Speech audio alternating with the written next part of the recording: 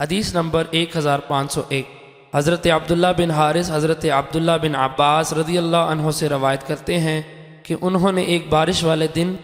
اپنے مؤذن سے فرمایا، جب تم اشہد اللہ الہ الا اللہ اشہد ان محمد رسول اللہ کہو تو حی علی الصلاۃ نہ کہو، بلکہ تم کہو اپنے گھروں میں نماز پڑھ لو، یعنی صلوا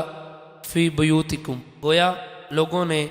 اس بات کو ناپسند کیا تو فرمایا، تم اس بات پر تعجب کرتے ہو، یہ تو اس ذات نے کیا جو مجھ سے بہتر ذات تھی۔ جماعت ضروری سنت موقع ہے، لیکن میں ناپسند کرتا ہوں میں تمہیں حرج میں ڈالوں، پس تم کیچڑ اور پھسلن میں چلو۔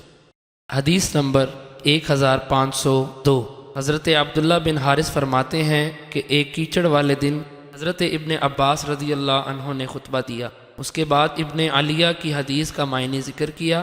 اور جماعت کا ذکر نہیں کیا، اور فرمایا یہ کام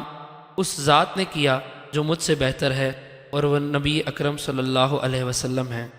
حدیث نمبر 1503 ایک دوسری سند سے بھی اس کی مثل مروی ہے، لیکن اس میں یہ نہیں کہ وہ نبی اکرم صلی اللہ علیہ وسلم ہیں۔ حدیث نمبر 1504 حضرت عبداللہ بن حارث رضی اللہ عنہ سے مروی ہے، فرماتے ہیں بارش والے دن حضرت ابن عباس رضی اللہ عنہ نے اذان دی اور یہ جمعہ کا دن تھا، اور اس کے بعد اسی طرح مروی ہے اور فرمایا مجھے یہ بات پسند نہیں کہ تم کیچڑ اور پھسلن میں چلو۔ حدیث نمبر 1505 ایک اور سند سے حضرت عبداللہ بن حارث رضی اللہ عنہ سے مروی ہے کہ حضرت ابن عباس رضی اللہ عنہ نے اپنے مؤذن کو حکم دیا۔ حضرت معمر کی روایت میں یوں ہے کہ جمعہ کا دن تھا اور اس دن بارش ہوئی، پہلی حدیث کی طرح ذکر کیا، اور یہ بھی ہے کہ اس ذات نے یہ عمل کیا جو مجھ سے بہتر تھے، اور